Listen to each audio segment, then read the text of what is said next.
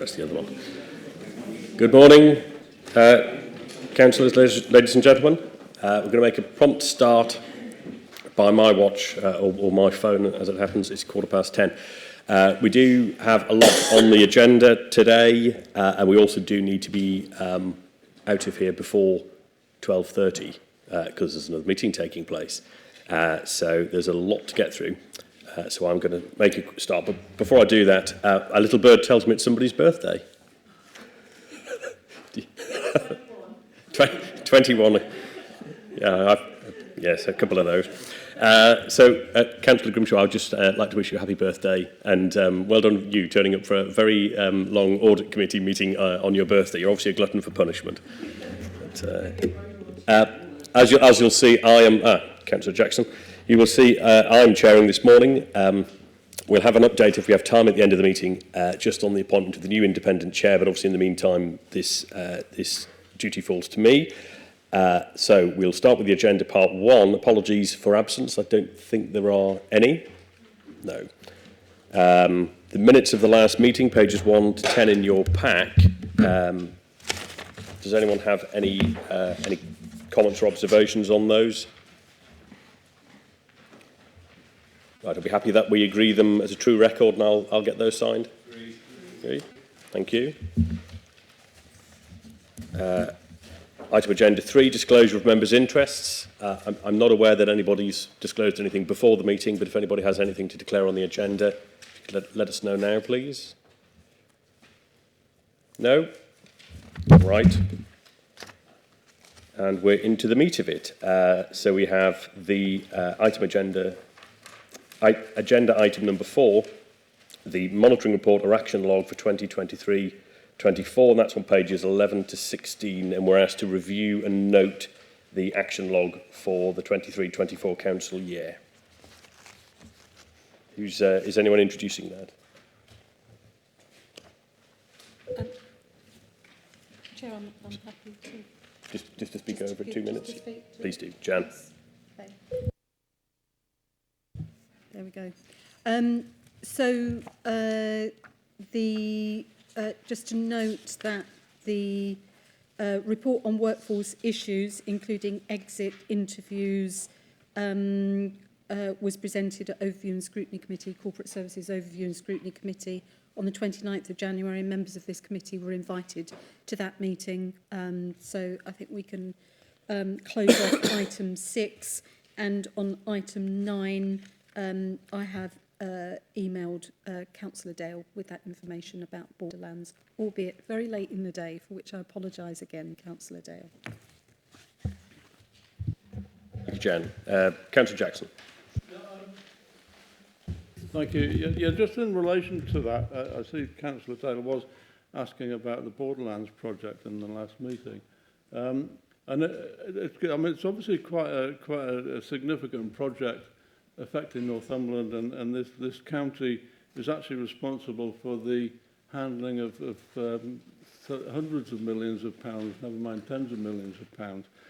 So I think it would be quite relevant for this committee to get a full and detailed report of the governance around Borderlands, because no members, apart from probably me, know a thing about it. And like I say, it is significant for this county, and we've got responsibilities within that project. And I think the governance of it should be actually overviewed by this committee in a detailed report. Yeah, thank you, Chair. Just in response to Councillor Jackson's comment, I think the reason this item was actually picked up during the meeting was that it had been included in the audit plan for this year, and it was a piece of work that we'd concluded and actually reviewed the governance arrangements of the Borderlands project, because you're right, Councillor Jackson, we have that accountable body status for that project.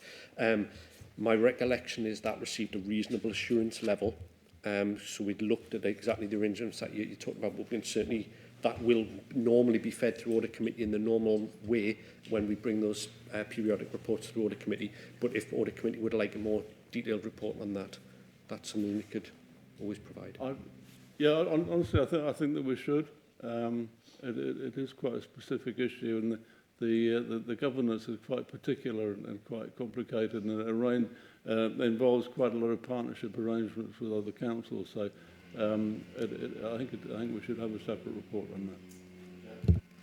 Yeah, just to say that there is an accountability and assurance framework that's been agreed with the sponsoring government department, in this case, Department of Levelling Up Housing and Communities, which I'm very happy to share with the committee. I think that will give you the assurance that you're looking for, that there's a very comprehensive framework in place, and together with the work that Internal Audit have done, hopefully that will address any concerns that you have, Councillor. Councillor Dale, you have a comment to make. Yeah, thank you. I agree. The issue in the first place is being brought up by the public about there's nothing happening basically in the rollout of promised borderland projects.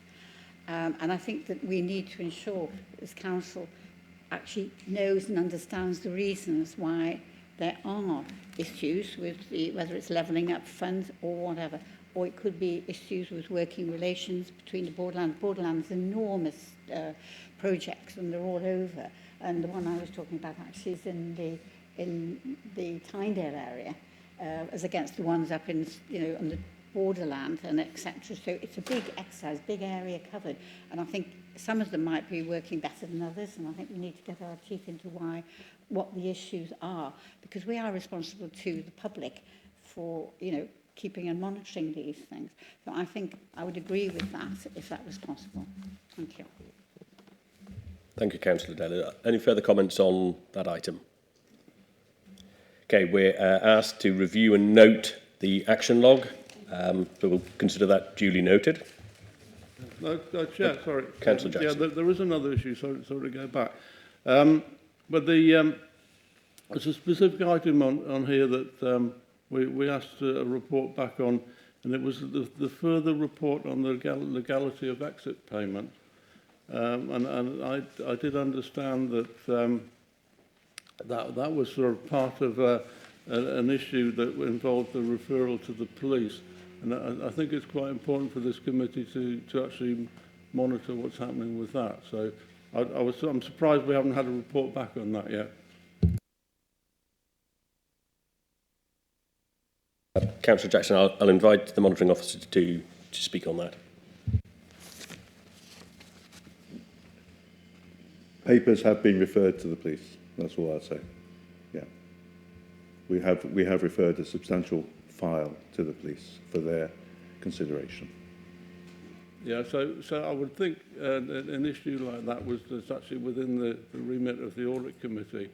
So even if it was in private session, I think we should have some form of report back on that, because to be fair, that's sort of quite a vague comment that we've just had.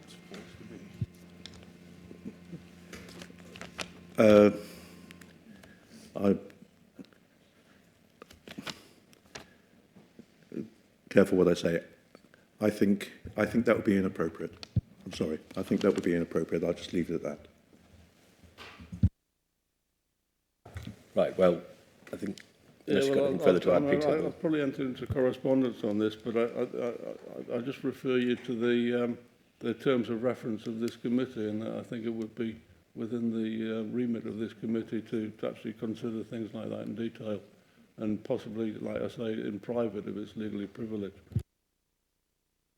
Well, I mean, we've had an answer there from Stephen. I think we can see that's as much as he can say at this stage on that. So if we're happy to move on and note the monitoring action log. Thank you.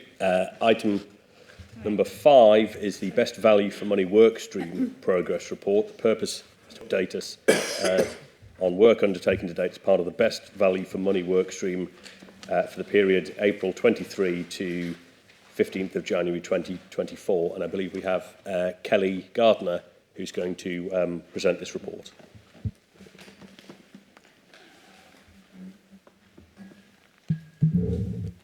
Hi, just not going to give anyone any detail. You've got the paper in front of you. This just basically summarises the work of the best value for money work stream. So, as you will all know, under BEST we have 7 work streams which are delivering in line with the strategic business case that was approved. One of them is best value for money. That area is focusing mainly on a performance and accountability framework, which will basically that golden thread which runs right the way from the corporate plan throughout the council down to individual appraisals, and that's pulling that all together. The work has progressed on that, and we've done a significant amount of workshops involving colleagues from across the council into that first stage of that, which is service planning. Other things that is in that work stream are value for money assessments. So again, that is about us as a council understanding where we are in terms of value for money, getting a baseline, and then getting all services as a baseline to move forward and deliver action plans on taking us forward in terms of that. And the other one is in the strategic business case, there were a number of service reviews that were already identified, where we're doing some deep dives and some further work. One of them is home to school transport. The other one which is planned is environment, which used to be or formerly local services. Those home to school transport is continuing at the minute. We are doing a lot of good work, and that's coming out of that when we are following through on an action plan. In terms of the environment review, that is due to start in the next 2 weeks, which again will be having a look at that service and identifying where we can make efficiencies and deliver better value for money. The paper basically summarises the work that has gone on in that work stream over the last few months, gives the detail of it, and I'm just kind of opening the floor to any questions around that. I don't know if Jan wants to add anything further. Thank you, Kelly. Do members of the committee have any comments or questions on this? Councillor Grimshaw. Thank you very much, Chair. Yeah, I notice, the special education needs is my biggest concern with home to school transport, and I hope that they will be looked at favourably, because we have a lot of children who aren't able to travel with other people, taxis, buses, and they need to be on a one-to-one basis. And not only does it affect the child, but it affects their parents, because they've had a struggle from the day that that child was born, getting things in place, struggling with the fact that they've on a spectrum of perhaps autism, but and getting a child to school stress-free under a different environment is very challenging to that child as well as their parents. So I would love to see that, and hopefully that this administration will look at it favourably, to have sympathy and look at these exceptional children who are hopefully integrated in the mainstream where it's practically possible, but for them to continue the support they have for enabling them to get to school safely, there and back, and have a reasonably nice, calm life as well as their parents. So it's not a criticism, it's just a plea, please, if you don't mind. Thanks, Chair. I'm terribly sorry, that's my rant. Thank you, Lynn. Are there any further comments? Councillor Dale. Yeah, can I just ask, we've got further on at the very end, actually, the risk management document, and I just wondered whether Best was working with what's our high risks during the process. Sorry, I meant to address to you, but David, whether they can hear me, I don't know. Sorry, it's Councillor Dale. Could you just repeat that? So I just couldn't hear. Oh, yes. So there's machinery going on. Can I have permission to turn around? We're looking later on at the risk management areas, and I just wondered, when you're doing and looking at Best, are you actually looking particularly at those high risk issues? So I'll answer it. So there's two kind of answers to that. So when we are looking at Best, we are looking at the strategic business case. That was, oh, can you not hear now? Background noise. Do you want to answer, Jan? Will it be That's easier all for you right, to answer if we hear it that way rather than that way? I think what Kelly was going to say is we look at risks in two ways. So we have a corporate risk register, and those risks are then cascaded down, and we look at them, in the context of each service strategic delivery risk, and in the case of Best, programme delivery risks. And we also have very detailed risk registers for each of the work streams as well as the programme as a whole. So I think we, the approach that's taken to risk is very much aligned to that corporate framework. Councillor Dale. Thank you very much. Thank you. I'm sorry about the noise. Thank you. Yes, I should have said at the top of the meeting, just a housekeeping reminder to use your microphones and switch them off when you've finished speaking as well, please. Anyone else? Any comments on this? Peter?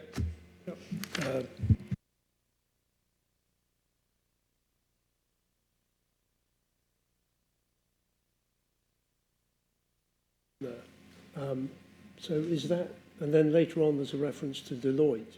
So is Deloitte the delivery partner? And are you able to say we're satisfied we're not paying Deloitte too much? Yeah, because they're an expensive consultancy. Yeah, so yeah, Deloitte are our delivery partner, our strategic delivery partner who we're working hand in hand on this with. The tendering for Deloitte was followed through our procurement process, was done efficiently in terms of value for money. So yeah, I can get assurance that what we're doing. We also continue to have contract management meetings with Deloitte to ensure that the contract in place is meeting our needs. So we have that governance approach around their contract, as well as that we went through our full procurement process around that. And do you want to add anything? Yes, Jan. I might just add to that, we are not using Deloitte as consultants. They are our delivery partner. They are embedded in our delivery team. We have a single delivery team which comprises NCC staff and Deloitte colleagues. So, you know, we are not paying them to be consultants. We're paying them to actually roll their sleeves up and help us deliver this programme and all of the benefits that come from that. And I think that's a really important thing for everybody to understand. Any further comments, questions, observations on that? No? Right, so I think we are simply being asked to note this as well and note the activity and progress of the best value for money workstream. I'll take that as duly noted. Thank you. And thank you, Kelly. Item 6 is the Regulation of Investigatory Powers Act 2000 policy. And this is to advise us of the requirements of the Regulation of Investigatory Powers Act 2000 and to ask us to adopt a revised policy under this legislation. And I believe we have Laura Bishop from the legal team. Shall I introduce it first? So, Stephen and Laura will introduce this one for us. Thank you, Chair. RIPA is one of those odd things which creates a lot of interest at times. It's the Regulation of Investigatory Powers Act. It regulates our ability to undertake covert surveillance of various sorts. Best practice is that you adopt and consider the policy on an annual basis. The policy is there for you to look at. I think it's worth noting that actually the use of this by the local authority has in the last 3 years, I believe, been zero. It's not something we do often, but it has to be there in the event that we do require it. Lisa, my colleague, is the one who's done all the work on this. She's in charge of the team that actually deals with all the prosecutions and regulatory investigations and legal functions. If you have any questions, I'm sure she'll answer them, but I think it's fairly self-explanatory. Councillor Oliver. Stephen just mentioned that the use in the last 3 years was zero. I'm sure I read an article about the council getting some CCTV cameras to catch fly tippers. Wouldn't that be covered? No, that's overt CCTV, and there were signs put up regarding the CCTV going into the area. RIPA only covers covert surveillance. So if you were perhaps wanting to monitor a premises that may be selling illicit tobacco, you'd be doing that in a covert way, and it requires then authorisation and judicial approval to do that. Okay, so just for clarity, so the CCTV cameras are sort of clearly visible, are they, and when they're used? Yes, yeah, yes. Okay. Anything that is overt or anything that is volunteered to us by members of the public is not subject to RIPA. It is purely any covert surveillance, directed surveillance techniques that we use. Thank you. Thank you. I was going to seek some clarity myself on when it might be used, but I think that's answered my question as well. That's why I've got Lisa here. Councillor Reid. Yeah, it's a bit of a technical. It's not to do with the report, which is great, and it's fairly well written and presented, and it's easily understandable. So well done for that. But I just wonder whether this is the place for this to be approved. If it's a policy, it's council. The only people that can approve a policy, is it not? I mean, we can't make a decision on this for the rest of the council. The council have to do it, is that, or am I wrong? In this particular instance, council has delegated that, particularly under the terms of reference, to the audit committee to approve on this behalf. So the answer, sir, is yes, you can. Right, I do apologise. I shall have to read the council minutes more carefully than I have in the past. Then I'll move the recommendations, Chair. Councillor Dale. Right.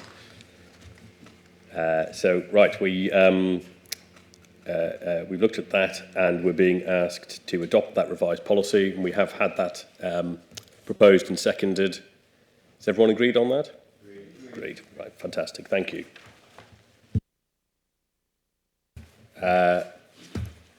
Item 7, we're cooking on gas here, which is great. Maybe not with the cost of gas, but item 7 is a report from the Cabinet Member for Corporate Services. It's changes to the Code of Practice for Local Authority Accounting. It's thrilling stuff, isn't it? Changes to the Code of Practice for Local Authority Accounting in the UK for 23-24. And the purpose is to provide us with a summary of the key accounting changes in the latest edition of the Code of Practice, which will apply in our statement 2023-24 Statement of Accounts. Jan, I think you have the awesome responsibility of taking us through this. Well, Chair, this is just a routine report, comes every year, where we update the committee on any changes to the Accounting Code of Practice.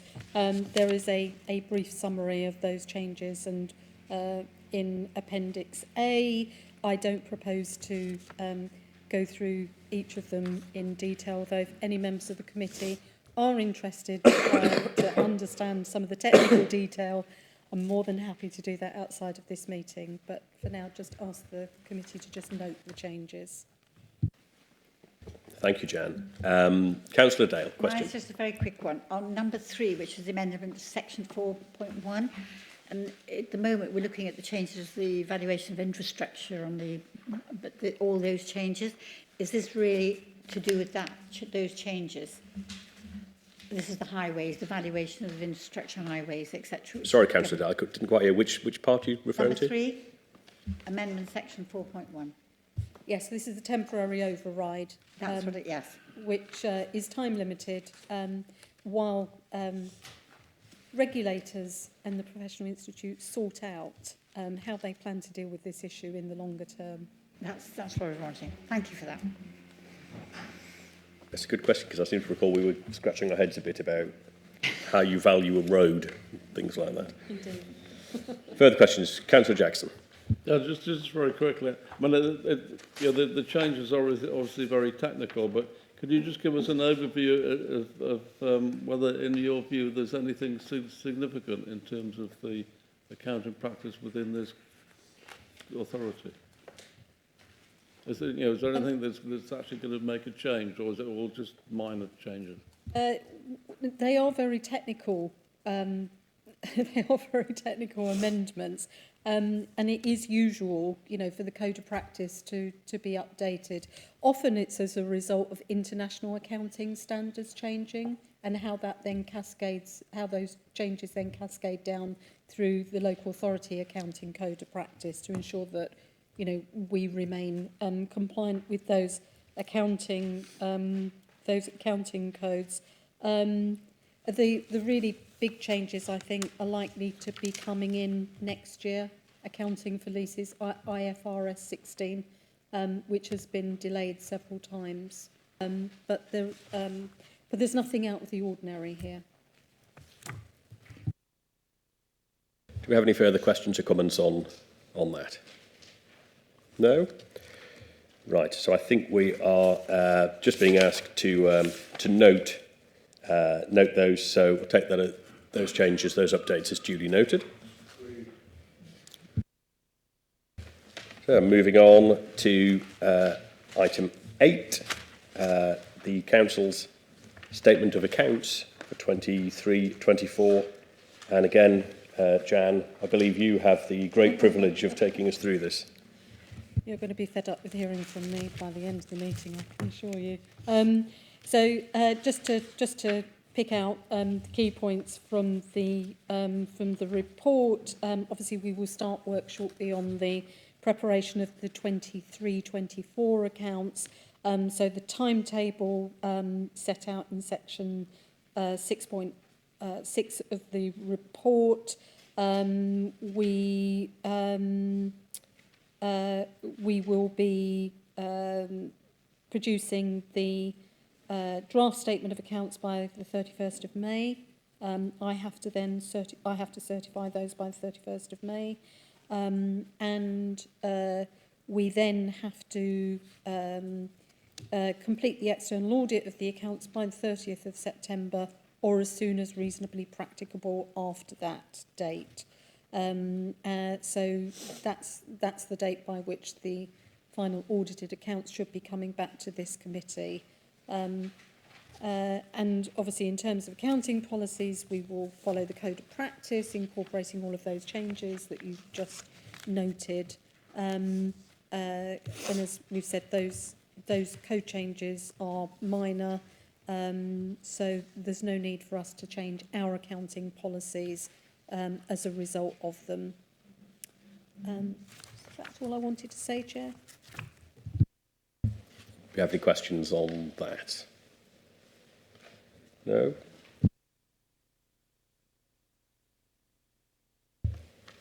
No?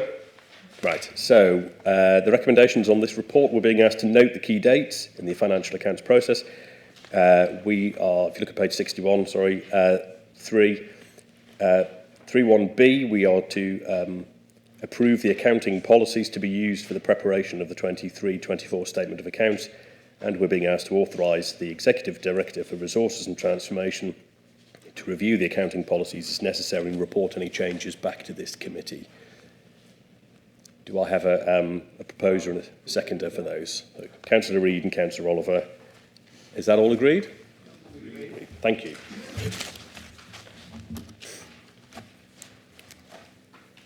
Item 9 is the external audit progress report. I don't know who's... Jim. Right. Jim, I'll invite you to present that to us, please. Thanks, Chair. Morning, everyone. This report, which looks at the progress we've been making on the audits from 1920 onwards. And if I can refer members to page 96 of the agenda papers, please. In terms of 2019-20 audit, we're just about there on the VFM conclusion now. And as it states down below, completion of 1920 VFM also feeds in to the subsequent years of 2021, 21, 22. So we are coming to a conclusion on that. 2021 audit, we're working with officers now just to check the final accounts to make sure everything that we've found has been amended in the final statements. So we're again very close to signing that audit off. 21-22 audit, we outline on page 97 the areas that were outstanding at the time of drafting this report. I'll just quickly go through those now. The net defined pension liability work is now complete. Property, plant and equipment, we still have a few small queries with the valuer, but they're still going on. In terms of the other section there, we have received a revised annual governance statement from Jan, and it looks pending technical review to give us the disclosures we need in that area. We're then on to the review procedures and closing procedures before we can give our opinion on that one. And if we go over the page to page 98, the 22-23 audit is well on. We're making good progress with that. We're working with officers We are in a good position compared to others in terms of 2023. There was only just under 1% of authorities signed off by the end of September, and from what I can gather, there's not been that many more since then. But we will come back in April with an update on 22-23, and hopefully we'll be very, very close to signing off that audit then as well. Section 2 and Section 3 are national publications and an update from Mazars, but happy to take any questions on any of the detail, Chair. Thank you, Jim. Do any members of the committee have any questions for Jim? Or any officers on this? Councillor Oliver. Thank you, Jim. You said that we're close to receiving, or close to finishing the work on the VFM that's held up the previous 3 years. How close is it? Is there a timescale attached to that? And will we get to see that before the accounts get signed off? I'm waiting for the partner to review the file, and then our technical colleagues to review the file after that. Everything we've asked Jan and the team for on VFM, we now have. So pending the drafting of the opinion on VFM, we are very, very close. The report in detail will come to the committee as part of the annual auditor's report, which will include our view on the accounts, which we've already given the opinion for in 1920, and also a detail on all of the detailed criteria of the VFM aspects in terms of governance, financial sustainability and partnership work and etc. So we are very close on that. That's great. Thank you. Any other questions? Peter. Yeah, thank you, Chair. Just a very quick question. There's a reference to whole of government accounts on page 98, and you're indicating that the NAO may make a decision about whether to select the council as a component, sample component. I mean, is that a good thing or a bad thing or just a random thing? It's in terms of the effect on the council and officers and work, there isn't any. NEO periodically choose a cross-section of councils to inspect the WGA in detail. Yeah. Still as yet, it's unknown. NEO have told us that they will tell us by the end of March 2024 whether the council has been selected or not. So, but it does mean that we cannot sign our certificate off until we have a clean bill of health on WGA. But in terms of the workload on the council, it has no effect. It's an auditor situation that we're working with the NEO. Hopefully, they don't select the council, and then we can just sign off there and then. Thank you. Thank you, Chair. Any further comments or questions on that then? No? Right. So if we look at section 3 on page 117 of the pack, that's the recommendations relating to this report. 3.1, 3.2 and over the page 3.3, we are being asked to approve the Treasury Management Statement and the borrowing strategy for the 24-25 financial year, and we're being asked to recommend that County Council... Sorry? Oh, that's the next report. I'm reading the wrong one. Hurrah. Even better. No one on the committee pointed that out. Never mind. Right, so I think we are then just being asked to note that external audit report. So thank you for that. Does that take that as duly noted? We'll get on to agenda item 10, which I've just jumped the gun on. This is our Treasury Management Strategy Statement for 2024-25, and I believe that's Jan again introducing this. Thank you, Chair. So we bring the Treasury Management Strategy to the Audit Committee for you to review ahead of it going to Council every year.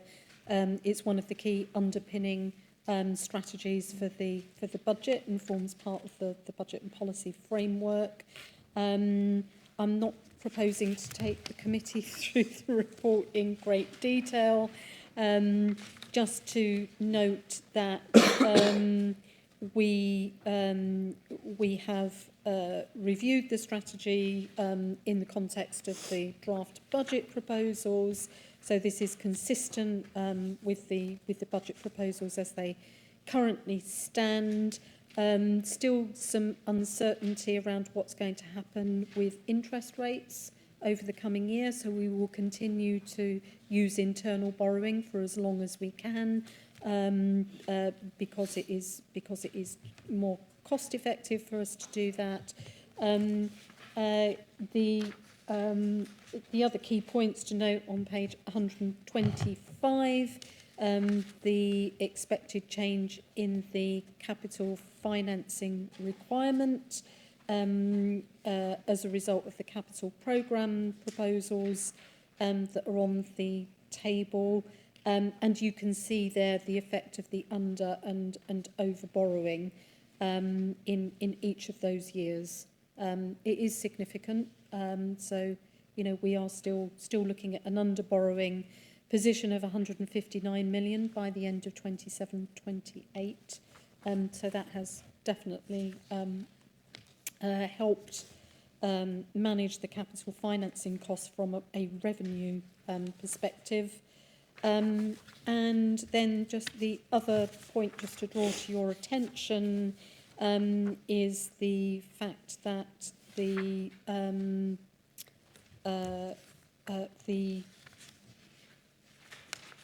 sorry, just lost my train of thought there for a minute. Page 133, we have a table of all the loans to third parties and the interest that we expect to be receiving in respect of those. So you will note that the really significant numbers there, as you will be aware of the Advanced Northumberland Group and also the Northumbria Healthcare NHS Foundation Trust. But we do have a number of other third-party loans which together generate income, interest income of just under £20 million. And then the final point to make is you will see in the report the prudential indicators and treasury limits. So they're set out in Appendix 4. And you can see the impact there over time of the capital spending decisions that the Council is making in terms of those prudential indicators. So I would just refer you to page 177 of your pack, and 178 of your pack. The ratio of financing cost to net revenue stream, which is a really key indicator and one you know, that members should be having particular regard to. You will have heard me comment previously about the fact that the amount of our revenue budget which is being committed for capital financing costs is increasing over time as a result of the very substantial capital expenditure that we have incurred in recent years and will continue to incur over the next few years. And at 2027-28, that will have risen to 12.4% in terms of that ratio, and 8% for the HRA. So that is a really key indicator that we will need to keep a really close eye on to make sure that capital programme commitments remain sustainable and affordable in the long term. And I think that's all I had to say by way of introduction, Chair. Thank you. Thank you, Jan. Do we have any questions on this? Councillor Oliver. Thank you, Jan. I understand why the ratio on page 178 is going up for the general fund because of rising interest rates and more capital expenditure. Why is the HRA going down? Going down on the actual, the 22-23 actuals. Yeah, so that partly reflects the fact that rents are rising higher than council tax. So there is an RPI plus 1% formula for setting rents, and because RPI has been higher, HRA income has risen significantly both last year and then again, in this year and then again for next year. So that's part of the explanation, but it's also reflecting the fact that HRA investment is going to be drawing down from accumulated reserves to fund the majority of that. So the HRA is not borrowing at the same rate as the general fund. Councillor Grimshaw. It isn't a question, it's a comment. I absolutely applaud Jen and her team for this, report, because under the strains that we have at this present moment in time, it's been very difficult. So, for her to keep a lid, her and her team to keep a lid on this is absolutely fantastic. So thank you very much to you and your team, Jen.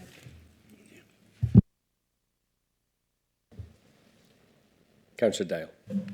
Can I just say, first of all, thank you very much as well. And it's the instability in all the global, never mind the English, the financial aspect of it is quite mind-boggling. And actually, it's reassuring in a way that we understand it here. However, that's not making it any easier for us to actually take forward what we want to do. I do have obviously concerns about the capital and the management of that. I do know that I think Gove said this morning he's made an edict whereby we have to, that he's expecting councils to sell property, etc. So there's a big change coming over. That came over this morning, just a flash news. So it won't be part of that. But any changes, will this be fed back into this committee throughout the year? Because there could be changes. And as we know, government's going all over the place with all the financial aspects. And we need to be able to address those quite quickly and ensure that Audit understands exactly the position. So, through you, Chair, we do bring a half-yearly update to this committee. Obviously, if anything significant changes in the meantime, I would bring an additional report to the committee so that you're abreast of any developments. I think it's unlikely in the short term. But as you say, we live in uncertain times, and who knows.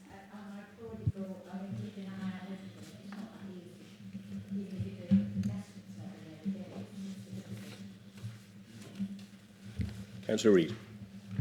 Thanks, Chair. This statement always taxes my comprehension. I mean, my maths was never very good. In my English, my dyslexia kicks in halfway through, and it's like, so the more baffled I am by it, the more reassured I am that it's going to be all right. So, thanks again. And this has been the Treasury, the management of it, and, the finance of the council have always been the engine room that's kept the council on the straight and narrow and delivered what it needs to deliver, and got on it. No matter what's going on in the bridge, the engine room's still going, and that's fantastic. So thanks for that. And I was going to raise the thing on page 178 about I've just become aware of how much of the revenue account we need to be putting towards paying down the capital. And, I don't know where that figure, I don't know how comfortable I am, or, if those figures were saying like 25%, I think I might be a bit horrified. So, in your mind, somebody who knows this stuff, what do you think is an appropriate level for the council to be paying in a percentage of the revenue account? Does that make sense? It does make sense. It's not easy to get benchmarking data, on a comparable basis, because each council's financial position, the resources that they have to fund capital, will be very different. But I do think that 12.4%, we are probably getting to a point where we have to start asking those questions about, is this sustainable? Because, you know, we cannot allow capital programme to start consuming an ever-increasing proportion of our revenue budget. And I think the point has been made that, you know, this is predicated on sort of current interest rate forecasts as well. So if interest rates fall back to, you know, to a more sort of manageable level, then that will impact on this ratio. As well as, you know, as our revenue stream grows, you know, clearly that has an impact on the ratio as well. So at the moment, we're in an environment where, you know, our revenue is quite constrained, you know, that we have, you know, we are not getting massive increases in government funding coming through. You know, we have limits on how much we can raise through council tax and precepts. And at the same time, we're in a high interest rate environment. So it's about how all of those, the interplay of all of those factors, and that's what makes it, you know, a matter of, there isn't a simple formula that you can apply. It's a matter of judgment. But we do need to be careful that the capital financing costs don't crowd out our revenue expenditure on our core day-to-day services. And that's why I'm saying it's something that we need to keep an eye on. I am not saying that this is a problem. I'm just saying that, you know, let's note the fact that that is increasing gradually year on year, and it's something that we need to just keep a close eye on. Excellent, thank you. Thank you. I'll just say myself, I'm similar. You know, it's kind of reassuringly confusing, and I quite like that. But to be fair, yes, I'll echo the comments that we've had as well. I'm very reassured by the work that is done, and this is you know, you're on shifting sands, because I remember sitting in here a year or two ago hearing about where interest rates will be, and all the forecasts on all of these things are constantly wrong. And 1 minute you read in the paper forecasted economic growth of X, and the next day you read in the same paper forecasted economic decline of Y, and you know, these things really do seem to be shifting sands still at the moment. I think we do have a bit more clarity on the general direction of travel now, as inflation comes down. But I really do applaud the work of you and your team as well, and actually the ability for you to give us that assurance on the, you know, on an ever-changing picture, I think is really impressive. So, Councillor Dale. Can I just say, just on to what Jeff said, I think one of my base issues is actually the financing of capital by the reserves, etc., because it's having an impact on our delivery of services to the residents. And that is, in the end, what we want to ensure is the services are good. And I think we have to be careful that people don't misunderstand how we're spending capital. But when we do spend capital, it will have a hit on, you know, the borrowing. There has to be. And we need to ensure that we can keep our services to the level that the residents expect. And I think it's a difficult balance, but it's something that we need to keep on to. Jen, yes. Responding to that point, I think it's also important to remember that, you know, when we spend capital, it's not just on shiny new things. It's also about ensuring that our services have the fit for purpose, you know, buildings, infrastructure, you know, operational assets that they need in order to deliver those services. And sometimes when we are investing capital, you know, it is to make those services more efficient. So there is, you know, a beneficial relationship also between capital expenditure and our revenue budget, and we shouldn't lose sight of that. Thank you. Are there any further comments on that? Yes, Peter. Thank you, Chair. Just, I mean, I think that explanation that's been provided is extremely helpful. And despite the pressure that the approach puts us under, I think it is right to keep external borrowing to a minimum. I just had a slightly left field question. I presume we don't have any investments in derivatives as part of our strategy. No, we don't. Thank you. We're very, very mainstream in terms of the sorts of investments that we make. Thank you. Are there any further questions on that from committee members? Just one other thing I would add then is just more of a comment really again. It's just again how reassuring it is, and we also have this kind of what you might call horizon scanning, and how you're always looking out. And I say we have these shifting sands, but I feel very reassured as to the policies and the approaches that we take, especially when you read seemingly every other day that some local authority is. I know they can't technically go bankrupt, but you know, they've run out of money and they're retreating literally just to core services. And you know, it's very reassuring to know we are obviously nowhere in that kind of category, and that things are relatively healthy despite the shifting sands that everyone's mentioned. So again, thank you very much for that, and thank you for the comments and questions from the committee on that. I jumped the gun slightly earlier, but I did read out the recommendations for this report, which are on the bottom of page 117 of the pack. So 3.1, 3.2 and 3.3. I won't read them out again, but we are being asked to approve the strategy statement and the policy statement, and we're being asked to recommend approval of the prudential indicators to County Council. So I think we'll need a proposer and a seconder for that. Peter, are you happy to propose? And Councillor Oliver is seconding. Is everyone agreed on that? Thank you.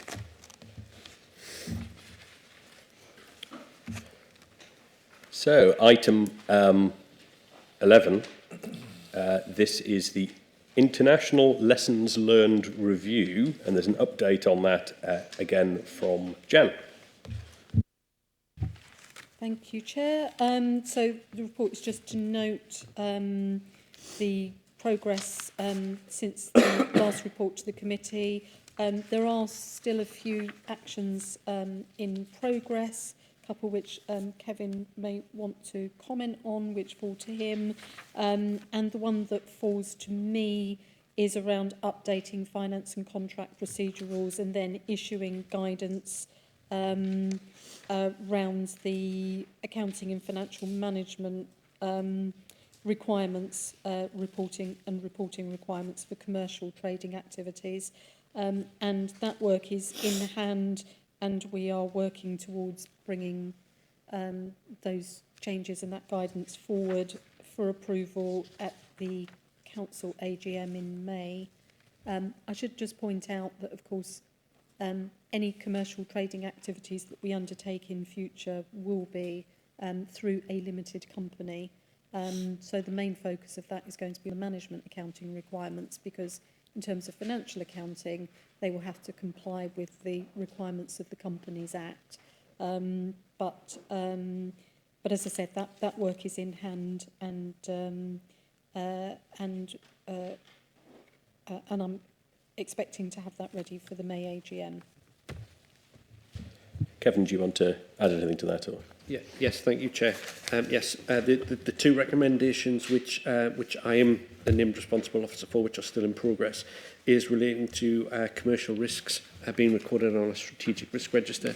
We obviously have an agenda item later on around the new corporate risk register, and following agreement of that, we are now cascading that level down to make sure we've got consistent approaches across the organisation in terms of our sort of strategic risk registers.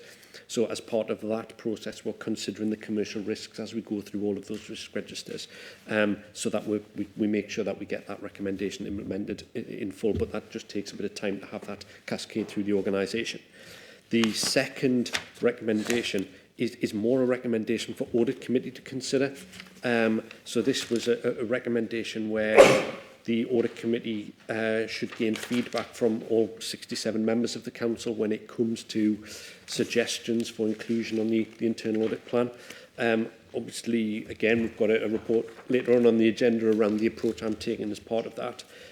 Every year, as members will be aware, we ask Audit Committee for any suggestions as part of that plan, which has to be risk-based to go into that process.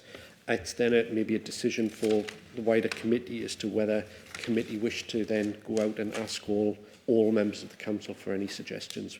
So that's probably one that it's got my name against it, but it's probably more one for thinking around how Audit Committee wish to take that one forward. Thank you, Chair. Thank you. I'm just reminded that in, I think it was last full council, when I presented the minutes the Audit Committee, I was asked by a member to ensure that when things were discussed which dealt with unlawful issues, that an explanation was given as to the distinction between illegal and unlawful, and the use of correct terminology. Sorry to spring it on you, Stephen, but is that something you would be happy to do now? Or is it something we could maybe send something out on? We'll send something out, but if this gets discussed today, we might just need to be mindful of the language that we use, because I did say that I would mention this at the next opportunity, and this seems a good opportunity to mention it. So, do any members of the committee have any questions or comments on this? Councillor Oliver. Yeah, if I could just make a comment. I mean, I think I welcome the progress that's been made on all of this. And in particular, I welcome the point that Jan's just reinforced about any commercial activity going into a limited company, because that would give us a framework for management reporting and accounts. It is disappointing, and this goes back before anybody up there was in their current posts, and but it goes back some time.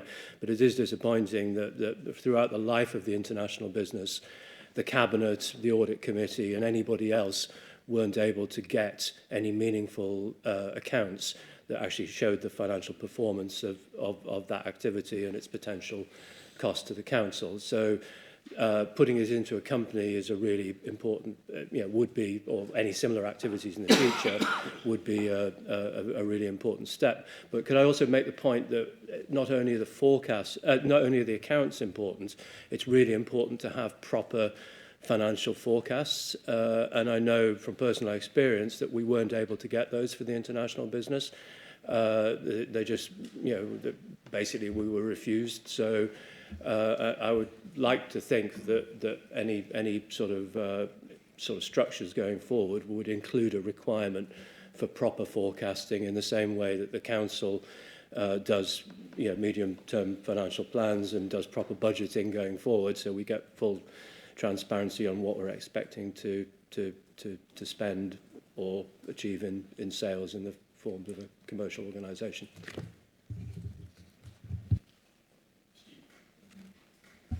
I can see Jan wants to come in as well. What I would say is, and this is sort of after 8 months in role, I think it would be exceedingly unlikely, almost impossible, for the arrangements that happened before to happen again with the new governance arrangements. That was, if you like, as a result of circumstances at the time. They are now so different that I'd happily give an assurance that it could not happen again. Yeah, clearly, the chances of that scenario happening again, are much smaller now. As Stephen said. But applying good disciplines, to any commercial trading activities, I think is really important. The financial accounting arrangements would be governed by Companies House, so there would be a definitive set company accounts which are publicly available and anybody can look at. But you're quite right, Councillor Oliver, it's about understanding, what does the business plan look like, not just an annual business plan, but, a longer term business plan and the reporting that happens, during the year so that you know what's actually happening. If you think about Advance, a very detailed set of management accounts are prepared on a monthly basis, and they are reported, regularly through the shareholder committee. So, I would be looking for something similarly robust for any other commercial trading activities. Thank you. That's reassuring. Councillor Dale. Thank you very much. Can I just raise the issue about the terms of reference about the risk appraisal panel? And I have to say, I'm very sorry, I haven't actually had time to look at the C Constitution for revised terms. But that's saying, is the value of a risk panel? And I think that if there had been a risk appraisal panel taking place, then maybe some of these things would have come out, or the issues would have come out. However, and I've raised this in full council before, that there haven't been risk appraisal panels for years, and I went through them all, and that's going back. Now, there has to be a level at which we need to address risks. They're going to bring this council into disrepute. I actually already in the past sent an email to group leaders asking that something went to the risk panel to be told no. And it has now come out as a massive risk to this council. So I think we need to have a look at the risk appraisal panel in terms of reference. What is in there?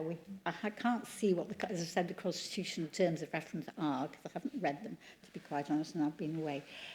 But I think there's the valuation which you pull out here about the terms, the risk appraisal panel is important. And it always has been important. And I think we maybe need to bring that back to this council, to this audit committee. So we, as an audit committee, are happy that we are and can ensure that the correct levels are in place to ensure that the risks are managed, or should go to a risk appraisal panel otherwise. And I think it is important. I'm sorry, whatever you say, I think it is important. And if anybody wants me to bring out why, I can do, but I don't want to do it in this time, because this is under consideration of on keeping, getting and moving forward on what we were discussing.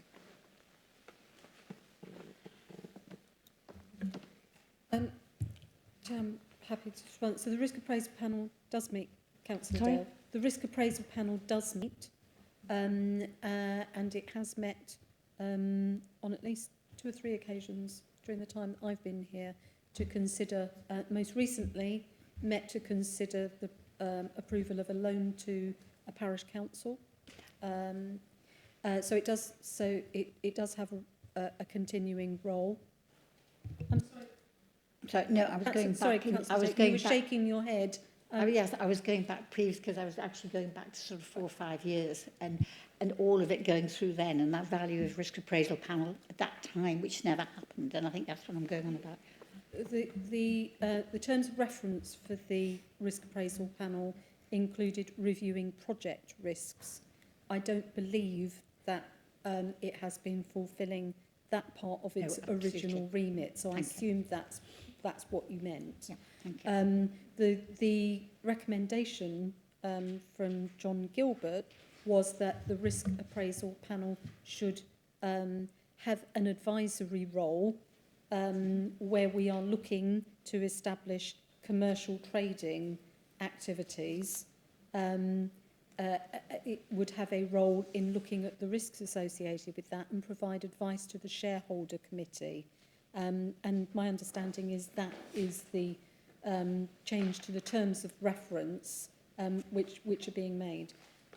As for whether the risk appraisal panel should take a more active role in appraising projects, I think that's a matter for members, and if there's an appetite, if there's an appetite on the part of the committee to do that, then I'm sure that's something that can be taken forward. I would just counsel though about the committee biting off more than it can chew, because we have quite a lot of large scale projects, and I may have misunderstood, but I thought the line that you were taking, Councillor Dale, was that the risk appraisal panel should have an even wider role in terms of looking at all risks, which I think would probably be problematic. So, no, I think there were basic high-level project risks. And, I can go through it all, but I've got all the documents and everything else. But I think if you'd had a risk appraisal, then this might have come up. I don't know, but it could have come up. The international could have come up under risk appraisal panel. I don't know. But it's the value, what I'm stressing is the value of having a strong risk appraisal panel. I'm not sure that international would ever have qualified as a project with any accepted definition of a project. So I doubt whether even had the appraisal panels terms of preference, you know, as they stood at the time, I doubt whether it would have fallen within its remit. But perhaps that's something that we could just sort of explore a bit further outside of the meeting. Chair. Thanks. We have the Deputy Leader with us. He's indicated he might have something to add, so I'm going to invite him to comment here as well. Thank you, Chair, for indulging me. I would probably have covered and said pretty much exactly what Jan has said, so a lot of what I said would have said is superfluous. Just to emphasise, risk appraisal panel is very much more focused, as Jan has said, at specific projects or specific questions that come forward to us at any one time, and I don't think that it would have captured the nature of international. To reflect on what the monitoring officers told you, I think that the council's in an incredibly different position and place now to what it was then.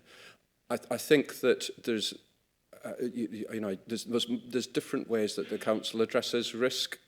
Some of that indeed comes here, and you have a regular report from internal audit in that regard, and that provides you with that sort of more strategic level of some of the strategic risks. I think if I was to comment on a system that is no longer in place, I know that both myself and Councillor Jackson wrote to the then Chair of Audit and asked that international was looked at in detail, and it wasn't.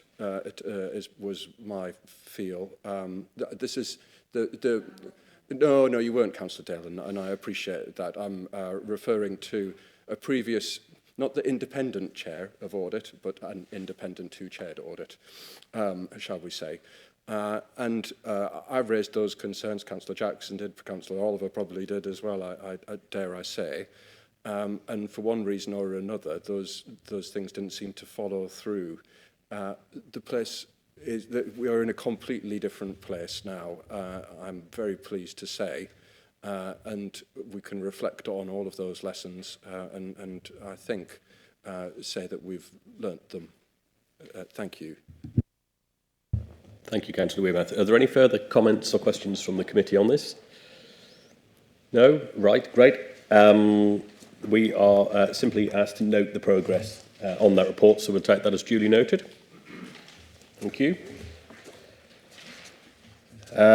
Item 12 on the agenda is a report from Kevin on the outcomes of the external quality assessment of the internal audit service. Kevin. Thank you, Chair.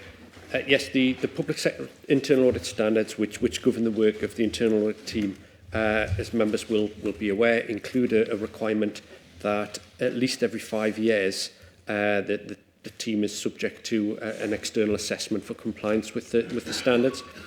Committee will recall in early last year we agreed to commission an external assessor for the review, and we provided a self-assessment of our adherence to those standards.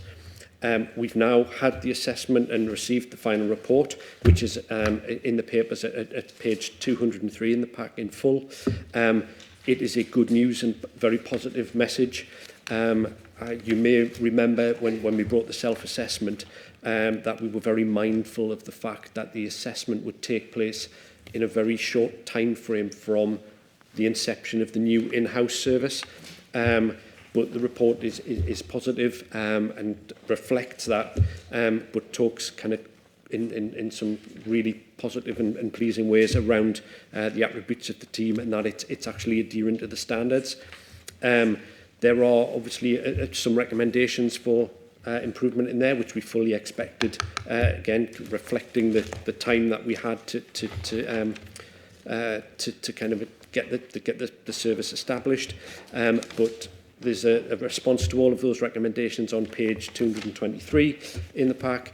And I think the only comment I would make is that there were no recommendations made that we weren't already aware of or we weren't already sort of had an action in train to deliver that. It was part of an ongoing process of improvement. Chair, I won't say anything more, but I'm more than happy to take any questions or comments. Thank you, Kevin. it's just worth noting the outcome generally conforms. It sounds rather mediocre, but it is in fact the highest highest standard. It's just nobody gets terribly excited about anything in audit, really, do they? But it's quite mediocre sounding, but actually quite an achievement.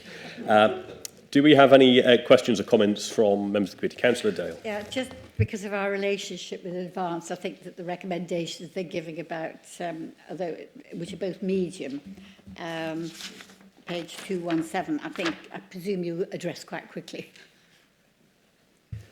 Chair, yes, absolutely.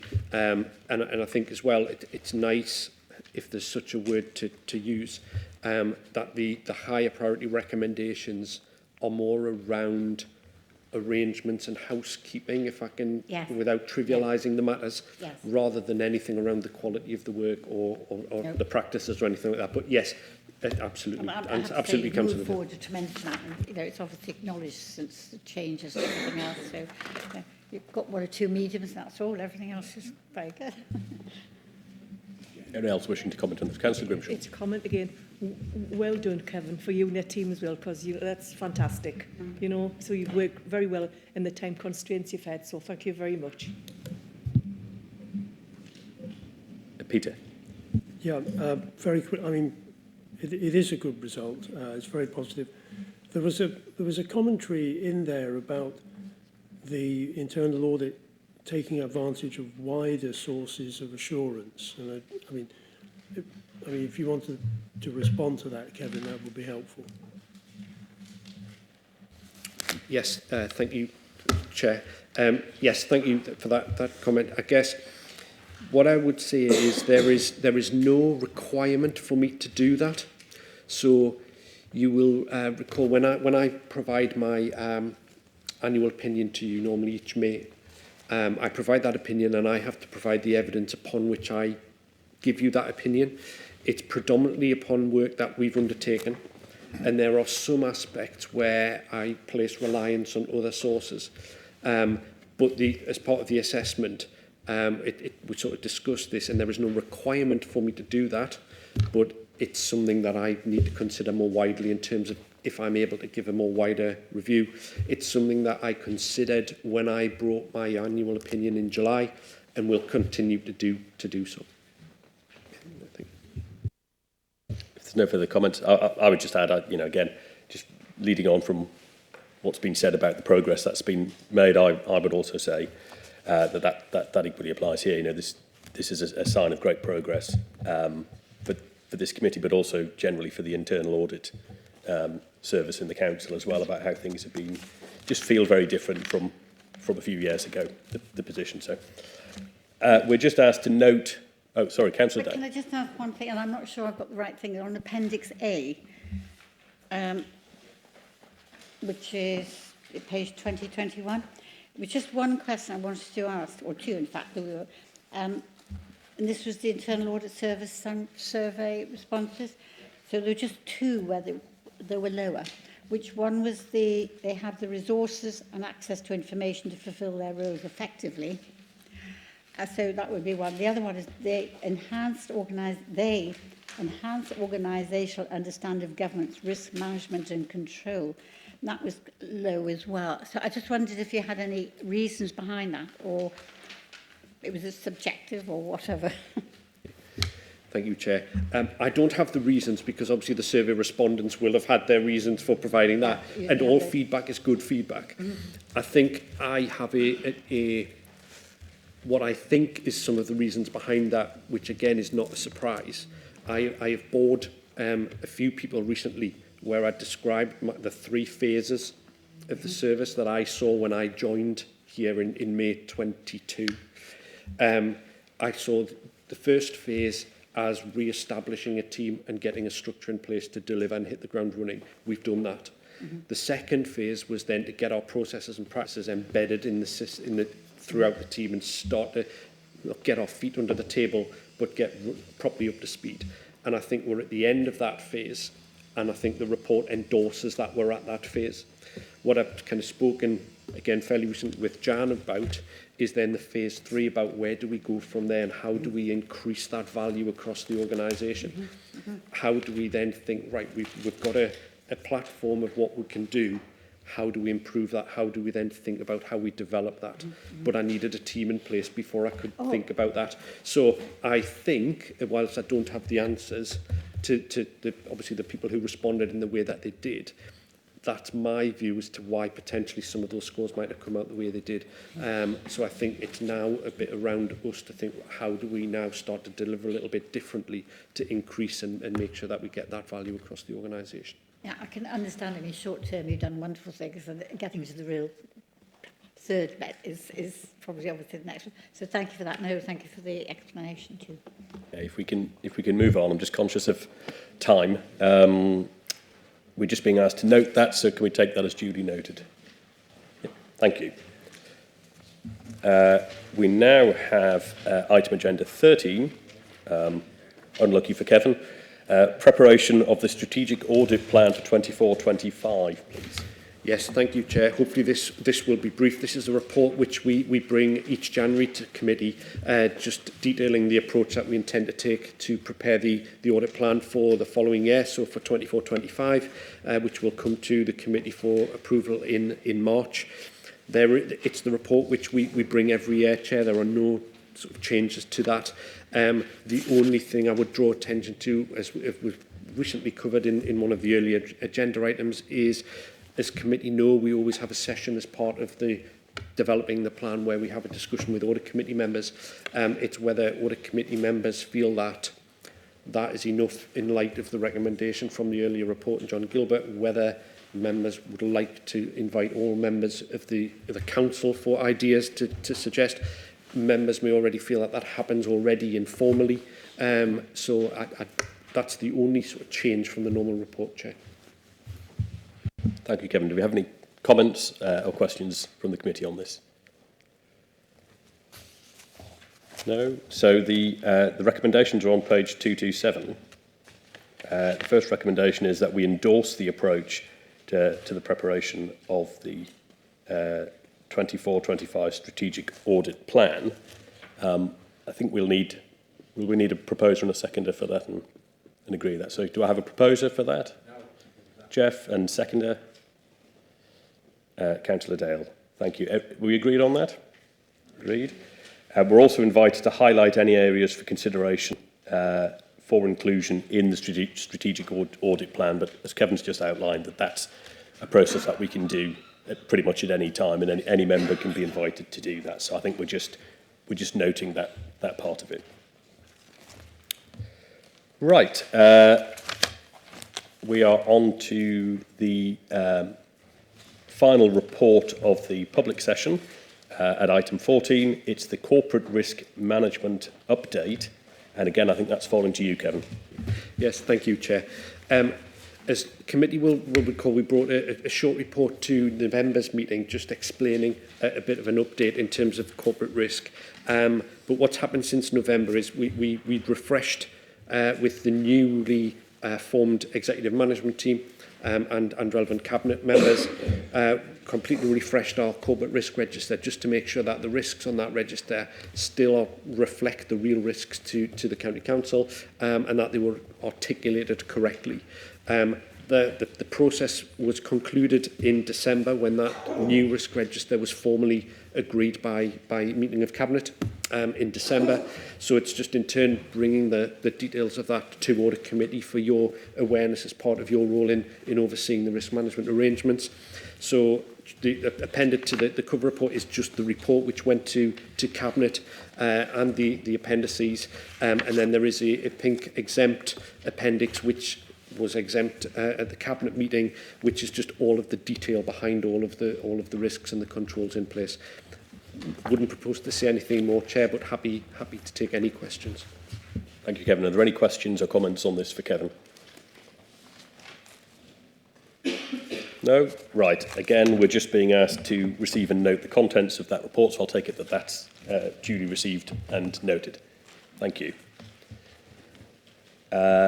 Item 15 is down as urgent business. I don't think this is urgent, but I have asked if Kevin could just give a very brief update on the hunt for a new independent chair of this committee.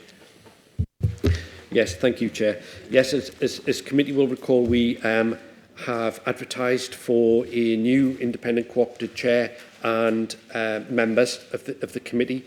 We've received applications and the interviews are scheduled for next week.